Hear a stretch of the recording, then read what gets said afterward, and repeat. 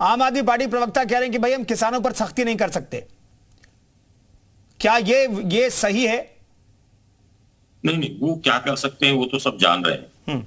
वो कुछ नहीं कर सकते, केवल बयानों के अलावा और फर्जी बनने के अलावा उनके पास कोई काम नहीं है। मैंने आपसे बताया पहले कि भारतीय जनता पार्टी किसानों के खिलाफ ही नहीं है, बिल्कुल नहीं।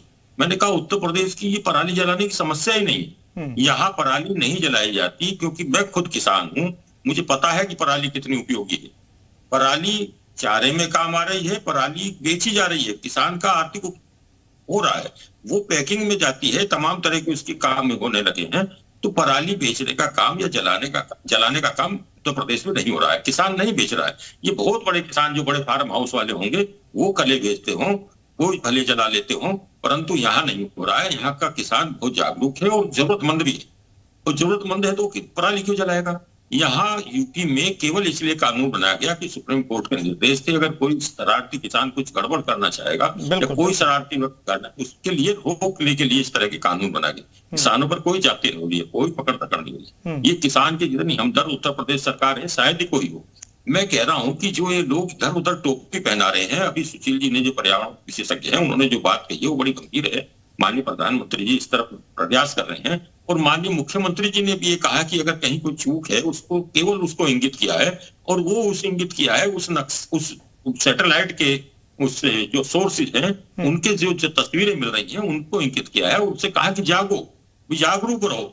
ये पर्यावरण का स्तर जब बढ़ रहा है, आप ध्यान कीजिए, जब लॉकडाउन की स्थिति थी तब पर्यावरण नहीं थी, तब समस्या नहीं हुई थी, खेतों में पराली तब भी खड़ी थी, खेत में किसान तब भी काम कर रहा था। केवल किसानों पर दोषारोपण करने से काम नहीं चलेगा, इसका पूरी तरह से गंभीरता के साथ चिंतन इस पे होना चाहिए और समाधान निकल आना चाहिए कि जिस तरह से शहरीकरण बहुत तेजी से बढ़ रहा है और उसके दुष्परिणाम हो रहे हैं, ये शहरों की उपजी समस्या है, तो शहरों का इसका समाधान देखना पड़ेगा और इस पर गंभीर चिंतन के साथ साथ गंभीर प्रयास भी करने पड़ेंगे और ईमानदारी से प्रयास करने पड़ेंगे। एक दूसरे से दोषारोपण नहीं होगा, अपनी खामी है तो उसे स्वीकारनी होगी और उसे दूर करने का प्रयास करना होगा, तभी जनता। ठीक है सिद्धार्थ जी, ये जो पंजाब का जिक्र आप कर रहे हैं, 50 से 56% के आसपास कम पराली जलाई जा रही है, अच्छी बात है, इसे वेलकम करना चाहिए। आपकी सरकार पिछले बार भी इसी तरह से बातें कर रही थी, कोशिश कर रही थी और पराली कम जलाई जा रही है, अच्छी बात है, लोगों को वेलकम करना चाहिए। लेकिन ये आंकड़ा और नीचे कब आएगा,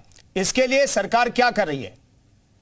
पंजाब में हम लोगों ने ना एक किसान मित्र करके स्कीम लाया है, जिसमें कि करीब करीब 12,000 से ज्यादा लोगों को ट्रेन किया गया है, और वो गांवों में जाके किसानों को ये बता रहे हैं और उनको चीजें, जैसे अगर हमने पूसा 44 नाम का धान बंद कर दिया तो किसान को दूसरा बीज तो देना पड़ेगा, वो मुहैया करवाया जा रहा है। किसानों को बायो डिकम्पोजर मुहैया करवाया जा रहा है। किसानों को यह भी बताया जा रहा है कि अगर आपके पास समय बच गया है तो आप उस पराली का उपयोग भी कर सकते हैं। कई सारे किसान ऐसे हैं जो कि एक पराली से ही 3-3 लाख रुपए एक सीजन में, एक मौसम में कमा लिए हैं। तो प्रदूषण के साथ जो लड़ाई है, हमें भी पता है, सबको पता है कि एक रात भर में, एक दिन में, फिर से मैं कहूंगा, कोई एक ऐसा टेलीफोन कॉल नहीं है कि प्रदूषण को टेलीफोन कॉल कर दीजिए और ठीक हो जाए। भाजपा के प्रवक्ता भी बोल रहे थे, बड़ा आश्चर्य हुआ कि प्रधानमंत्री जी अगर मन की बात में प्रदूषण की कोई बात कर दिए तो वो बहुत बड़ी बात हो गई, और अरविंद केजरीवाल जैसा पढ़ा लिखा आदमी, उसका प्रवक्ता अगर पिछले आधे घंटे में डाटा बता रहा है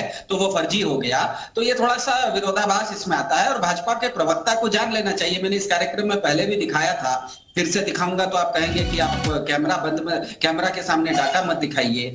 आप देखिए ना, हम लोगों को उत्तर प्रदेश में ना एक कहावत है, बरौ के माए कन्याइनों के माए न बन सका हो, मतलब आप एक साथ वर और वधु दोनों की माता नहीं बन सकते हैं। तो अगर भारत सरकार की CAQM नाम की संस्था, centre for air quality management, वो खुद बोल रही है कि भारत में इस साल प्रदूषण कम हो रहा है, तो भाजपा के प्रवक्ता आके ये कैसे कह रहे हैं कि प्रदूषण बढ़ रहा है?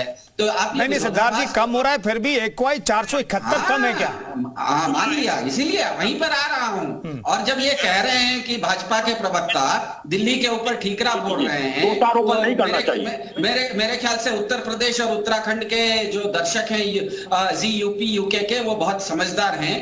वो अगर गूगल पर जाके AQI करके डालेंगे ना, वो दिखा देगा कि अभी मेरठ में, मुजफ्फरनगर में और गाजियाबाद में दिल्ली से ज्यादा प्रदूषण हो रहा है। तो इसीलिए बार बार, और मुझे ये बात इस सेगमेंट में मैं ज्यादा नहीं बोलूंगा, मेरे ख्याल से द्विवेदी जी ने ठीक कहा कि हमें ये पता लगाना होगा कि कहां से प्रदूषण फैलता है। तो एक छोटा सा मैं डाटा बता देता हूं। दिल्ली में हम लोगों ने इस पर रिसर्च किया, हमने नहीं किया, IIT कानपुर ने इस पर रिसर्च किया कि दिल्ली में जो प्रदूषण होता है उसमें 38% सड़क पर का धूल होता है। सड़क से जो धूल उड़ती है, एक गाड़ी जाती है उसके पीछे दूसरी गाड़ी जाती है, जब आप मोटर बाइक में जाते हैं और आगे कोई ट्रक जा रही होती है तो जिस तरह से धूल उड़ता है, तो 38% जो प्रदूषण होता है वो धूल से होता है। 28% जो प्रदूषण होता है वो वाहनों के धुएं से होता है, और 11% प्रदूषण जो दिल्ली में होता है वो जलाने के कारण होता है, मतलब जैविक पदार्थों के जलाने से। इस चीज का, ये तो दिल्ली का डाटा है, लेकिन हरियाणा को कुछ अंतर होगा, उत्तर प्रदेश में कोई अंतर होगा। तो मेरे ख्याल से इस तरह से हम लोगों को डाटा पर रिसर्च कर लेना चाहिए, सब जगह का डाटा लेके।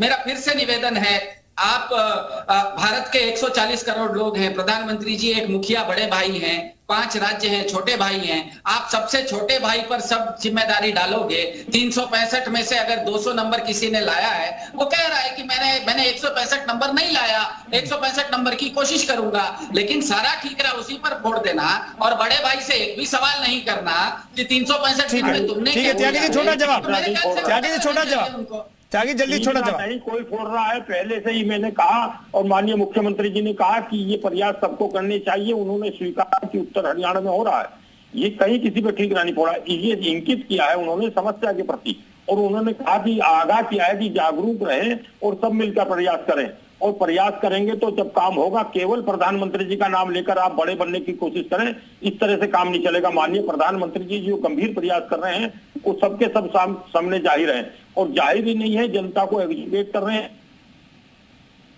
ठीक है, चलिए बहुत बहुत धन्यवाद, बहुत बहुत धन्यवाद तमाम मेहमानों के चर्चा में शरीक होने के लिए। तो हवा का संकट है और दिल्ली NCR में संकट बहुत ज्यादा है, बहुत गहराया हुआ है। इस पर एक टिप्पणी आई मुख्यमंत्री योगी आदित्यनाथ की, हालांकि बीजेपी शासित राज्य पर भी उन्होंने उंगली उठाई और कहा कि वहां पर भी पराली जलाई जा रही है, वहां पर भी सैटेलाइट से तस्वीरें, पूरा रेड जोन में तस्वीरें सामने आ रही है। तो सांसों के संकट का सामना दिल्ली NCR के लोग जो हैं वो हर साल करते हैं। ये स्थिति कब तक बनी रहेगी, इस पर चर्चा जरूरी थी, इसलिए हम चर्चा कर रहे थे। फिलहाल इस खास पेशकश में इतना ही, रुकेंगे।